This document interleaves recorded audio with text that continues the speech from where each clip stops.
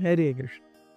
हमने कल देखा कि इस प्रकार से ब्राह्मण सुदेव ने दमयंती को ढूंढ निकाला और चेदी की राजमाता ने दमयंती का सच जब जाना तो उस समय उन्होंने अपनी बहन की बेटी दमयंती को पूरे साजो सामान के साथ, शान शौकत के साथ, जैसे कि राज परिवार के सदस्य को विदाई देते हैं वैसे ही विदा करके उन्हें विदर्भ भेजा।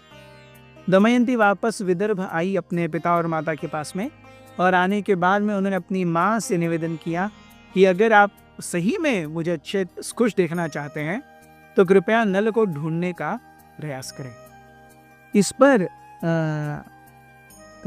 उनकी माँ दमयंती की माँ ने कहा कि मैं निश्चित रूप से राजा भीम से बात करूंगी। दूसरे दिन जा करके महारानी ने अपने पति राजा भीम से कहा कि हमारी बेटी ने अपनी पूरी लज्जा छोड़ करके मुझसे ये निवेदन किया है कि अगर आप सही में मेरा अच्छा देखना चाहते हैं तो कृपया मेरे पति नल को ढूंढने का प्रयास कीजिए। इसके लिए कुछ ब्राह्मणों को भेजिए, लेकिन मेरे पति नल को मुझसे मिलवाने के लिए प्रयास कीजिए। राजा भीम ने फिर से पूरे राज्य में दवंडी पिटवाई, सारे ब्राह्मणों को बुलाया और बुलाने के बाद में कहा कि मेरी बेटी अपने पति को फिर से ढूंढना चाहती है, कृपया वो आपको एक मैसेज भेजेगी। ये मैसेज जा करके आप सारे राज्यों में, पूरे पृथ्वी में जाइए और ये मैसेज हर जगह पे बताइए। जो कोई भी इस मैसेज का उत्तर देगा वो हमें आकर के बताइए। दमयंती ने सारे ब्राह्मणों को देखा, उनसे निवेदन किया कि आप मुझे अपने पति को फिर से मिलाने के लिए सहायक होंगे। मैं आपके चरणों तले नमन करती हूँ, कृपया ध्यान से सुनिए आपको क्या कहना है। उन्होंने कहा आपको कहना है कि हे पूरी तरह से सर्वश्रेष्ठ नल, आप अपनी पत्नी को बीच मझधार में ऐसे वन में छोड़ करके कैसे चले गए? जिस अवस्था में आपने अपने पत्नी को छोड़ा है आधे वस्त्र के साथ में, आज भी वो वैसे ही आधे वस्त्रों में घूम रही हैं और आपके आने की प्रतीक्षा कर रही है। आपके न मिलने से आपकी पत्नी पूरी तरह से कमज़ोर हो गई है, उसके अंदर जीने की कोई इच्छा नहीं है, पर अगर आप नहीं मिलेंगे तो निश्चित रूप से वो अपना प्राण त्याग देंगे। आपको ये भी कहना है, और ये सब इस तरह से कैसे कहना है कि जहाँ पर भी कोई ये व्यक्ति सुने उसके हृदय में दया का भाव आए। ये मैसेज सुन के हर किसी की आंखों में आंसू आने चाहिए। इस प्रकार से ये वार्तालाप, आपको ये न्यूज़ बतानी है। आपको ये भी बताना है कि हर पुरुष का कर्तव्य है कि वो अपनी पत्नी को हर तरीके से सम्मान करे और उसकी ज़रूरतों का ख्याल रखे। आप इतने अच्छे कुल में जन्मे हैं, इतने अच्छे रूप से, सारे सद्गुणों से और शीलत्व से संपन्न हैं, आप अग्नि के सामने दिए हुए ये वचन कैसे भूल गए? अपनी पत्नी को आप कैसे भूल करके आराम से रह सकते हैं, जबकि आपकी पत्नी आपके लिए कराह कराह करके पुकार रही है?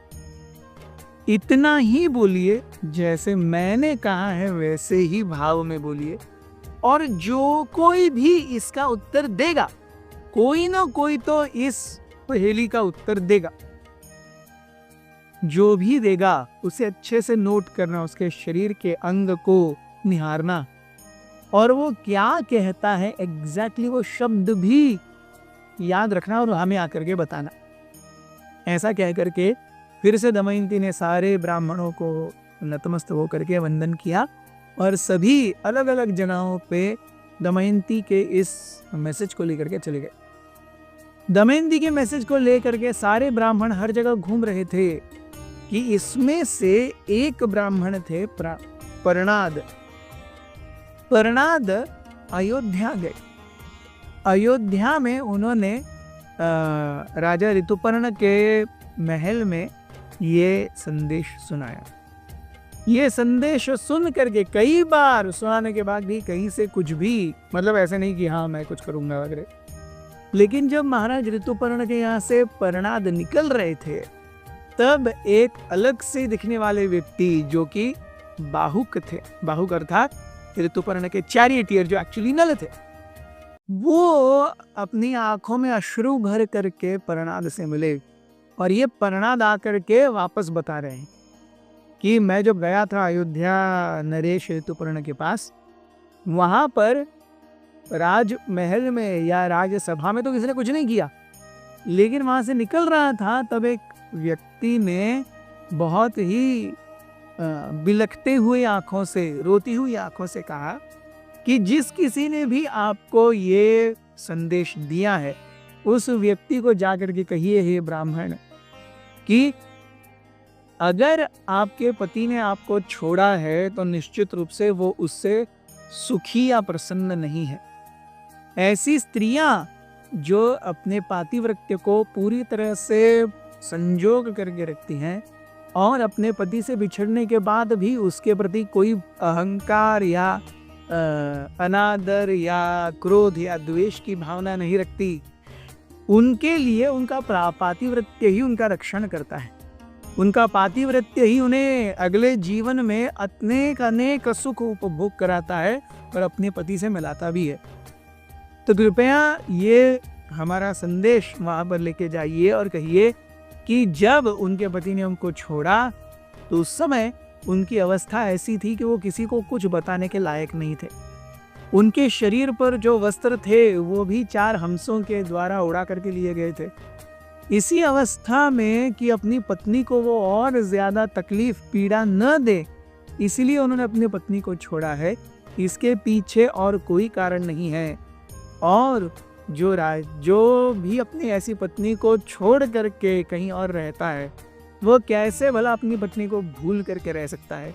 जानिए कि जिस प्रकार से वो अपने पति के दुख में बिलख रही है, वैसे ही यहाँ पर वो पति भी अपनी उस पतिव्रता स्त्री, जिसको उसने अपना हृदय दिया है और सर्वस्व दिया है, वो भी उसके विरह में वैसे ही तड़प रहा है। ब्राह्मण प्रहलाद ने आकर के ये मैसेज दमयंती और उनकी माँ को सुनाया। इसके बाद क्या हुआ हम देखेंगे कल। बने रहिए हमारे साथ। हरे अथ श्री महाभारत कथा।